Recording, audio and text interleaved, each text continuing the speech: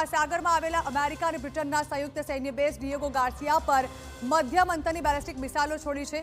ત્યારે હવે વોલ ગ્રાફિક્સના માધ્યમથી અમે આપને બતાવી રહ્યા છીએ ઈરાને જે અમેરિકાના ડિએગો ગાર્સિયા ટાપુ પર હુમલો કર્યો છે તે અમેરિકાનું સૌથી મહત્વપૂર્ણ એરબેઝ માનવામાં આવે છે, જેના પર આ હુમલો કરવામાં આવ્યો છે।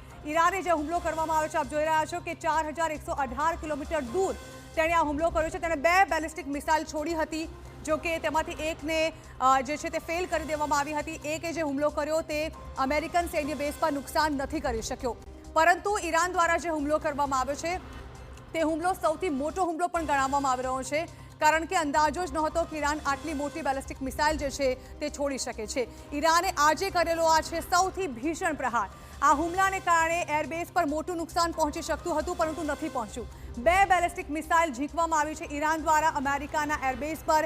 ડિએગો ગાર્સિયા ટાપુ પર જે અમેરિકન એરબેઝ આવ્યો છે ત્યાં 2 બેલિસ્ટિક મિસાઇલ ઝીંકવામાં આવી, જો કે બંને મિસાઇલ તરફથી જે હુમલો કરવામાં આવ્યો તેમાં કોઈ મોટું નુકસાન નથી થયું, કારણ કે ટાર્ગેટને આ મિસાઇલ જે છે તે હિટ નથી કરી શકી। એટલે કે ઈરાનનો જે ઈરાદો હતો તે ઈરાદો ફેલ થયો છે।